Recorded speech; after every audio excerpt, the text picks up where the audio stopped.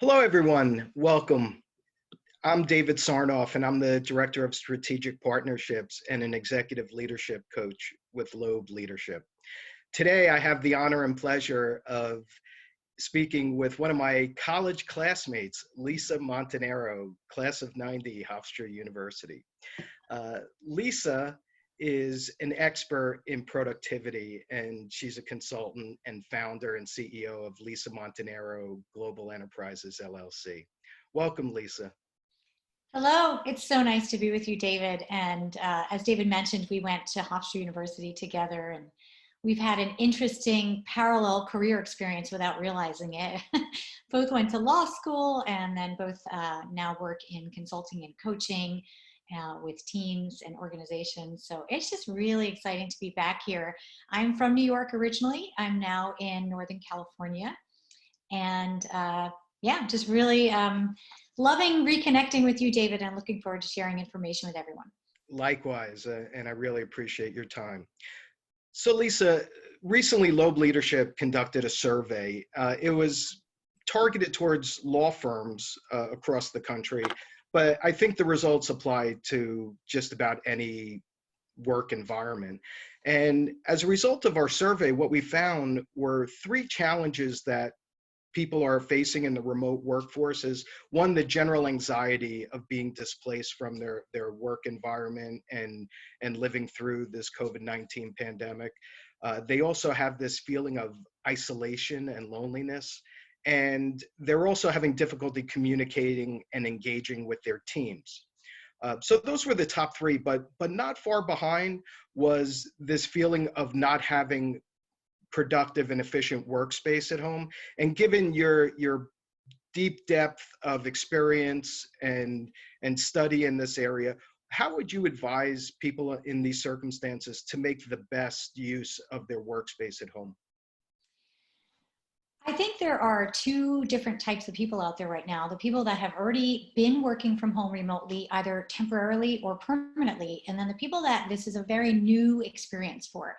And so if you've already been dealing with this for a while, you probably have a good setup. But even if you had a good setup, it might not be a setup that you thought would be more permanent for months on end. So I think one of the first things to think about is designated workspace. And what I'm hearing from a lot of people is that they may have a home office, but they now have 5 people at home and they're trying to figure out where they're all going to work. So find a corner somewhere in your home that you can designate as your workspace. And I know it sounds really strange, but go there every day during your work hours. So try to keep that workspace just for work and keep your personal spaces just for personal. And I'm usually a big proponent, David, of life-work integration, and we could talk about that at another time. But right now, I think the best thing to do is to actually keep your workspace separate. It should be a workspace where you can fit your laptop or desktop, and it should have the most minimal disruptions in terms of outside noise and then ambient traffic coming on from household members and pets and things like that. So if you need to, you can also get some noise reducing headphones or earbuds, which would be a great thing to use right now because some of that outside distraction you can't actually help. Sure. Yeah. Yeah. So I think that would be the first thing in terms of workspace is come up with a designated workspace. And then keep to some type of schedule. So if you used to work certain hours, try to keep to those hours. It's actually very normalizing right now to have a work schedule and to keep to it. So that would be my second tip about your workspace. Sure. And then the third one would be to try to have a communication, little conversation with your household members about boundaries. So I think boundaries are going to be really important right now in terms of how often you will be taking breaks. It's just so much better to set expectations and say, I'm going to have these work hours and I really can't be interrupted during them, but I promise I'll be having lunch with you or, an early evening walk with you. And then I think that also helps minimize the interruptions and distractions from household members. Great. And are there any type of equipment or different types of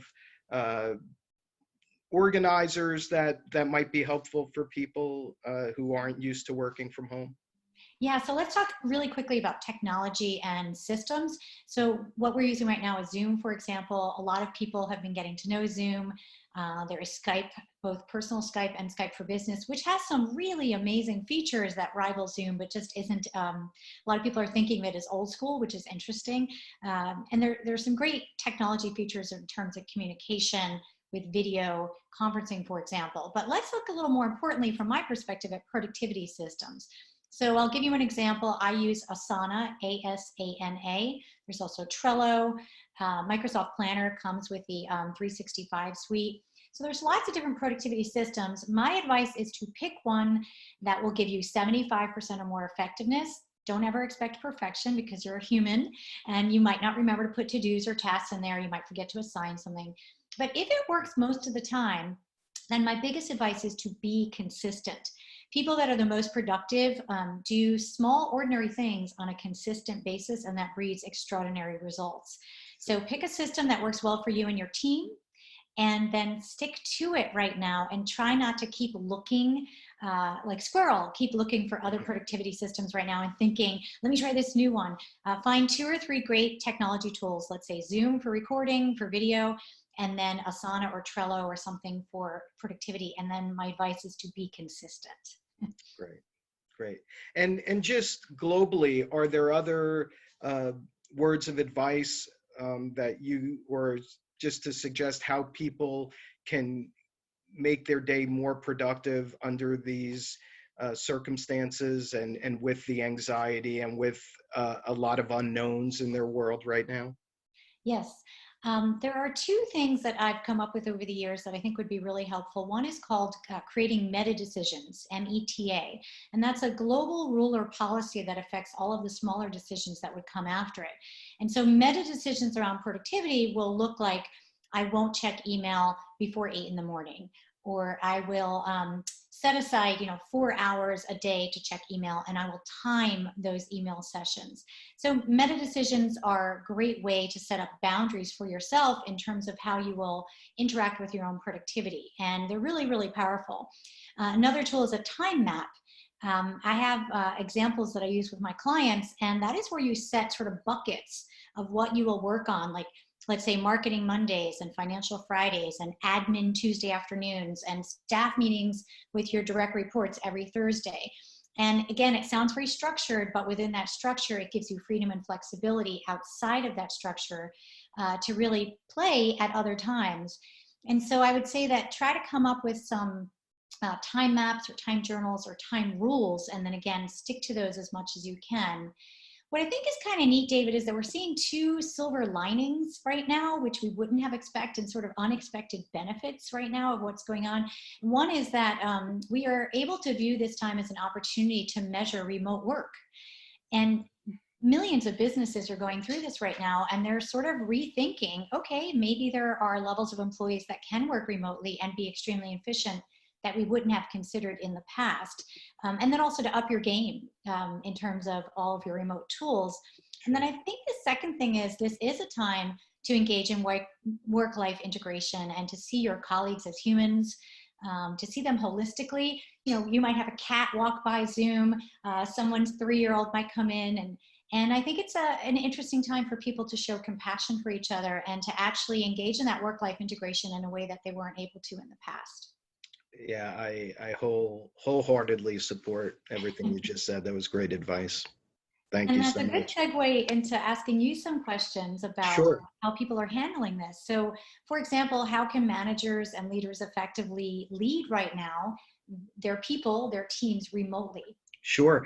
Yeah, I appreciate the question. And there are people who are doing it very well, and there are people who are struggling.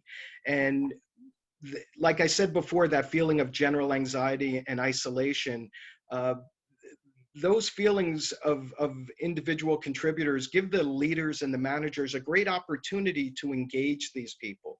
And as a leader, you really model the behavior you expect of others, and your team is watching you. So, what I discuss with my clients is the ability to reach out and connect and show your support for people.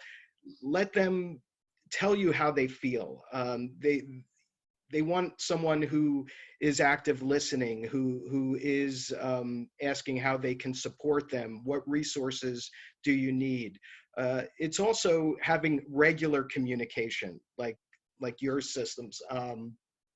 Have one or two scheduled meetings a week where the team, or one-on-ones where the member of the team can give updates, discuss how they're feeling personally, and leaders can set expectations and kind of reevaluate where things are going.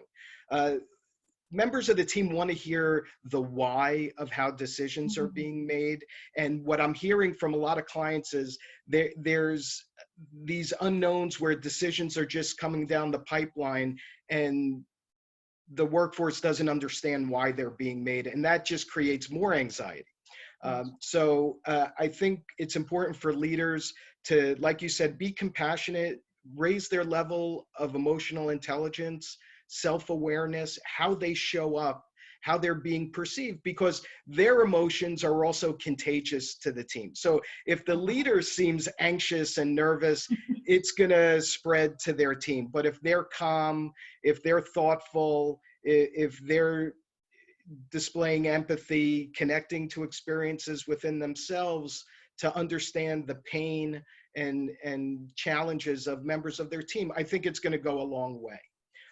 That being said, leaders and managers are going to have to make some very difficult decisions in the coming weeks, and organizations have to decide whether or not they're going to initiate shared sacrifice, where we all sacrifice so we can stay together and hopefully come out stronger, or there's other organizations who are making strategic decisions to just cut segments of their organizations. No matter which way the decision making goes, I think it really would benefit leaders to show compassion, just sincere feelings and authenticity when they're delivering this news, because the decisions and the actions that leaders and organizations make at this time under these circumstances are going to be remembered for a very long time. So I think, you know, if there is that shared mission culture, it may increase loyalty and dedication and help those companies emerge even stronger on the other side. If they're seen as abandoning their workers, I think it's going to be very difficult for them in the future to then try to build that culture back. I think what you said earlier is so powerful about how the reaction is contagious. And so leaders have a tough time right now because there's this balance of showing vulnerability and compassion, but staying calm so that you don't also add to the frenzy of, you know, anxiety and isolation. So it's interesting. It's a balance, and it's not an easy one. And that's where things like emotional intelligence come in. Absolutely. And leaders also need their confidants and people they trust to download and be vulnerable with. But for their teams, they should be the support figure. Right. Yeah. So Lisa, I thank you so much for spending this time with me. I truly hope we get to do it more in the future. If somebody wants to reach out to you and follow up and maybe ask you more questions, how can they reach you? So the best way is to go to my website. It is lisamontanaro.com. You can send me an email through there. You can also find me all over social media. I know David's on LinkedIn with me, and we both enjoy being on that platform. But yes, feel free to reach out by email, lisa@lisamontanaro.com. Come over to the website and say hi. Thank you so much, Lisa. I wish you all the best. Stay safe, be well, stay home. You too. You too. Appreciate it. Take care. Take care.